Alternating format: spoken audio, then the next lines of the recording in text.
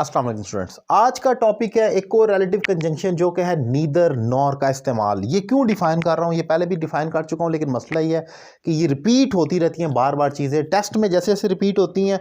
Competitive exams में मैं देखता हूँ कि इसका हिस्सा रिपीट हो रहा है, तो मेरी भी फिर कोशिश होती है कि बार बार रिपीट करूँ, क्योंकि ये बहुत सारी जगह पर बहुत सारे डिफरेंट तरीक़ों से पूछा जाता है। कभी MCQs की शक्ल में पूछा जाता है, कभी आपसे ये किसी पेपर में कोई क्वेश्चन बनाकर स्टेटमेंट दे दी जाती है, तो वहाँ पर आपकी नज़रों से गुजरता है। तो कहीं ना कहीं ये स्ट्रक्चर को रिलेटिव कंजंक्शन का आता रहता है।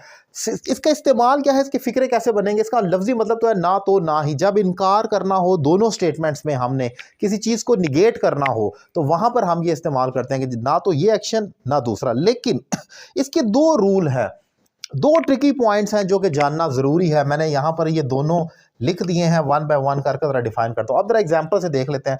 Neither Ali nor Hasan is helping me, ना तो अली ना हसन मेरी मदद कर रहा है, ये तो इसकी उर्दू होगी। लेकिन अब ज़रा गौर करें, नीदर अली नॉर हसन। अब मसला ये पॉइंट नंबर वन जो है आपने याद रखना है, वो ये है कि जब हमारा सब्जेक्ट यहाँ पर प्लूरल हो गया है, यहाँ पर एक अली और एक हसन, दो सब्जेक्ट हो गए हैं, लेकिन फिर भी हमने इज़ लगाया, हमने आर नहीं लगाना। जरा गौर कर ले, neither Ali nor Hasan is helping me हमने लिखना है, हमने यह नहीं लिख देना आर हेल्पिंग मी, ये गलत हो जाएगा। और उसकी रीज़न क्या है? रीज़न ये है, आपने ये जो हेल्पिंग वर्ब है ये हमेशा अपने लास्ट और करीबी सब्जेक्ट को देखकर लगाना है, जो पिछला सब्जेक्ट है। अगर वो सिंगलर है तो सिंगलर का हेल्पिंग वर्ब आएगा, अगर वो प्लूरल है तो प्लूरल का हेल्पिंग वर्ब आ जाएगा। फॉर एग्जाम्पल, अगर यहाँ पर कोई और सब्जेक्ट होता, नीदर अली नॉर यू, तो फिर मैं आर लिख देता, क्योंकि वो प्लूरल था तो उसके साथ फिर मैंने आर लिखना था।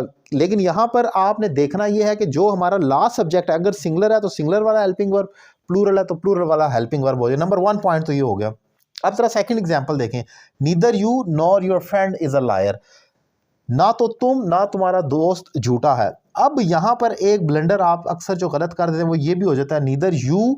अब आपने जो गलती ये नहीं करनी कि पहले पूरी स्टेटमेंट लिख दें और अगले वाले में अलग करके लिखें। For example, neither you are a liar, पूरा एक सब्जेक्ट पूरा फिक्रा पूरा कर दिया, neither you are a liar, end पर आप लिख रहे हैं नॉर योर फ्रेंड, ये गलत हो जाएगा। आपने अगर हमारे सब्जेक्ट का एक्शन एक जैसे ही दोनों कर रहे हैं झूठ बोलने का, तो फिर दोनों को जोड़ दें, जैसे neither you nor your friend, ये दोनों हमने जोड़ दिया, फिर आगे लिखना इज अ लायर।